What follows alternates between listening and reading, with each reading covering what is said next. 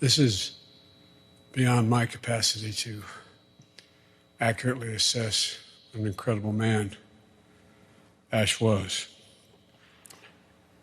Ash was a force. He was a force in nature. His genius was evident, his integrity unfailing, and his commitment to service before self was literally inspiring. I know we can all still picture Ash as he was until the very end. Professor Carter, packing students into his classroom in Cambridge, guiding them forward toward a life of service. Secretary Carter, advising both me and Secretary Austin on technology and innovation. Austin got it quicker than Biden, but Dr. Carter harnessing his incredible intellect to sharpen our cutting edge as a nation and to make sure America always leads the world with both our power but also our purpose. I wish so deeply that Ash had lived to enjoy the new honorific, one he was looking forward to, of being grandfather. But he's smiling right now. He's looking down, and he'll be there. Will, Ava, you were his heart. He filled every office, at least I was ever in, with your photos. I kept asking, who's that big guy? He loved seeing you. He loved seeing you blaze your own trail in the world, together with your wonderful spouses, Mariah and Shura. And I think the reason he talked to me about it is, you know me, I never talk about my children. But Clayton, you and Ash parented two exceptional kids together. Corrine and Cynthia, you were with Ash from the very beginning. As I told you downstairs, I was lucky as well. I had sisters better looking and smarter than me. And so did he. And he relied on you. Watching your little brother chart his phenomenal path from theoretical physics to the world of science, but to a world leader. And Stephanie, everyone could see, he cherished you. He cherished you. You made him whole. I have some idea, and every case is not the same, but how hard this is, how unreal and unfair it seems, to lose someone you love so suddenly, someone who should have had, walking miles and miles of laps. Ash made an impact, felt far into the future. Ash always took the hardest jobs, seemingly impossible missions, because he believed he could make a difference. And he did make a difference. I stand here today as Commander-in-Chief of, as Ash always said, the finest fighting force the world has ever known. And that is not hyperbole. The finest fighting force the world has ever known. A force made stronger and more inclusive by Ash's principles and convictions. A force made up of warriors who are safer because of Ash's determination. Protect them and give them what they're needed. A force and a department forever shaped by Ash's far-reaching vision and his relentless innovation. He believed, as I do, in what America can achieve when we put our minds to it. He believed not just in getting things done, but getting things done in record time, which I'm sure those who worked for him found very interesting sometimes. I got a lot of laughter on this side. As many of you know well, he took personal pleasure in busting through bureaucratic red tape to deliver results. And woe unto the staffer who failed to follow through on an assignment that Ash had given them. Dean, as they say in my church, bless me, Father, for they have sinned. But I'm serious. I see some people nodding in recognition. He was an incredible guy. Ash was a scientist, first and always. A truth seeker, a teacher. That training shaped his leadership, and he sought to understand a problem from every angle. He took the time then to explain his thinking, and he never let politics or expediency color his recommendation. He always followed where the facts led him, and sometimes there were places we didn't want to go. That's what made his counsel so valuable to President Obama and to me as vice president and so many other leaders.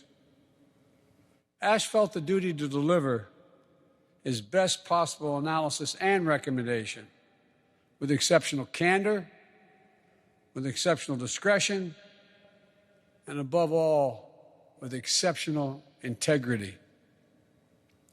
As I told Stephanie when I called her the morning after Ash passed, that's actually the first thing when I think of Ash. I think of a word. No, seriously, integrity. His integrity. It was indomitable. And I never, ever had to wonder. I've been doing this job a long time, not as president, but in high public office. Never had to wonder whether there was an edge to it, whether there was a secondary motive I didn't see. How he matched his scientific principles with a straightforward moral conviction that truth, honesty, and decency matter, and how Ash never lost sight of what his work at the Pentagon meant for the safety of the American people. Whether he was serving with his mentor and great friend, Secretary of Defense Bill Perry, in the 90s, to reduce the risk of nuclear proliferation after the Soviet Union collapsed, or when Ash became Secretary himself in 2015, taking the fight to ISIS to smash their hold on territories in Iraq and Syria and keep America safe from terrorist threats. Above all, Ash had an unmistakable commitment to his troops who put their lives on the line for our country every single day. Ash understood to his core that we have a sacred obligation to give them what they need and support they need when we send them into harm's way. As a nation, you've heard me say, but I've heard him say it in a similar way, we have many obligations, but only one truly sacred obligation: to properly prepare and equip those we send into harm's way and care for them and their families when they return home.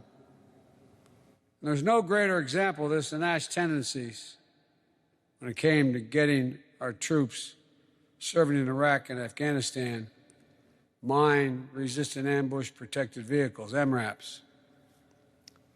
Tony and others remember we were working together. I became the pain in the neck for everybody by pushing this so hard. But I had a guy whispering in my ear. There were some thoughts or other priorities first, but not Ash.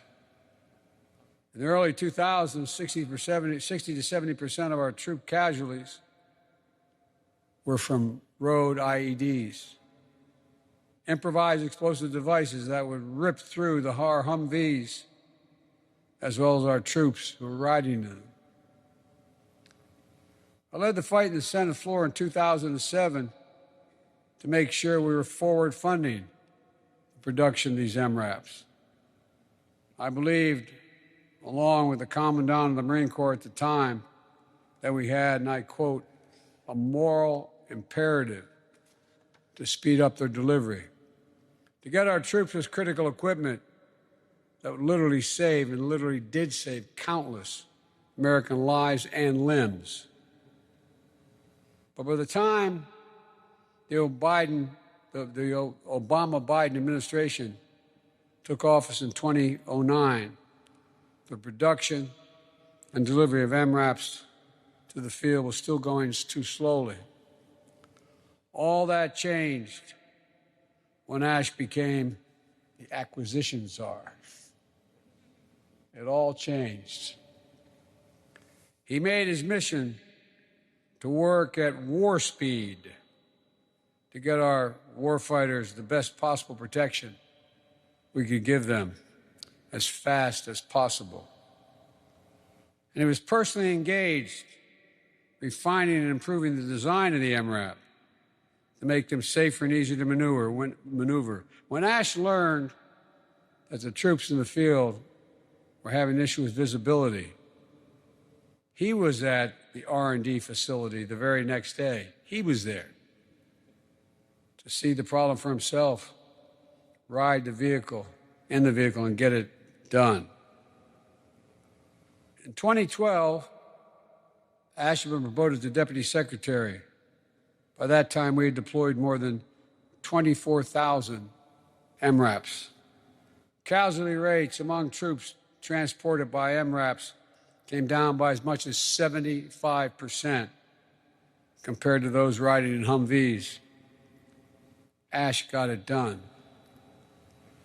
And as I told the family when I met them beforehand, I have a probably, 3.5, 4 foot long by 10 inches high, maybe a foot high photograph of MRAPs lined up side by side with a note from Ash saying, "Thanks, Ash Carter."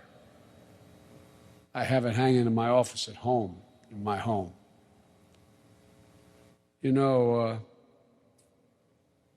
It's amazing what he did, and with his background as a scientist, he got it done. And he literally saved, I think, a consequence of it, hundreds and hundreds, thousands of lives and limbs. He protected our service members' futures because they were out defending ours. How many Americans are alive today welcoming children of their own because of Ash Carter?